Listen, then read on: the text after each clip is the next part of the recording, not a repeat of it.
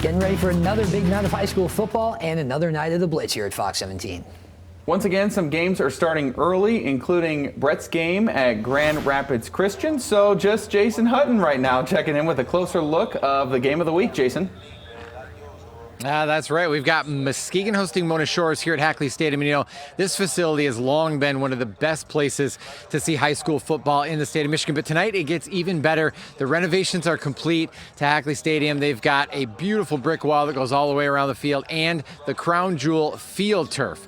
No more slippery grass, no more potholes. And the game tonight is huge as well. Mona Shores and Muskegon, both teams making it all the way to Ford Field in 2019. It was the Sailors winning their first state championship game in school history, beating Detroit King 35-26. Now, each of the last 7 years, these two teams have played in the OK Black and has decided that conference. This year, after OK Conference realignment, they're in the OK Green. Still a huge game. Both teams come in 1-0. Big Reds knocking off Holland last week, 59-14, and Mona Shores beating Reese Puffer 55-0. But what is definitely different this year is how early in the year it falls. Normally they play week 7, week 8, week 9, and you've got a whole season's worth of film, and you kind of get familiar with the opponent. This year, there's only been one game, no scrimmage or anything. So we talked to players and coaches about how that adds to tonight's big game.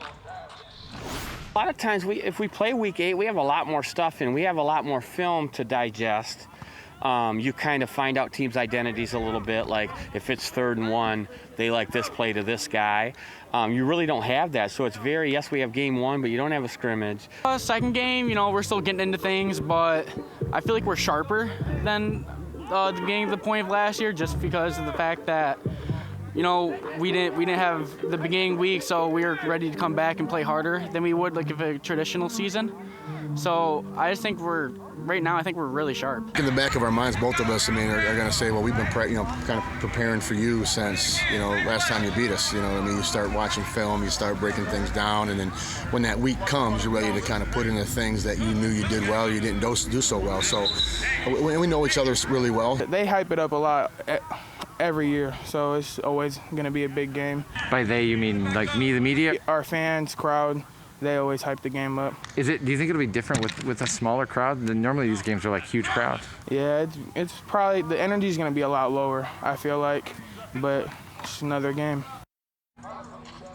Don't know if we'll ever get used to it. 2 tickets per athlete, so we're going to have a very small crowd here at Hackley Stadium tonight. Obviously, this game would normally turn out several thousand people to watch it because it's just 2 of the best teams in the state. Now, some games are already underway. Brett's game on ESPN 961, Byron Center, Grand Rapids Christian. The Bulldogs scored first, jumped out to an early 6-0 lead there. But we're going to be live tonight on Facebook at several different games, so we'll have updates here from the game of the week between Mona Shores and Muskegon. Chris Gorski's at our Blitz battle, as always, Montague and Oak Ridge, so we'll be live on Facebook there as well. Plus, Evan Beach is at the Allendale-Hamilton game.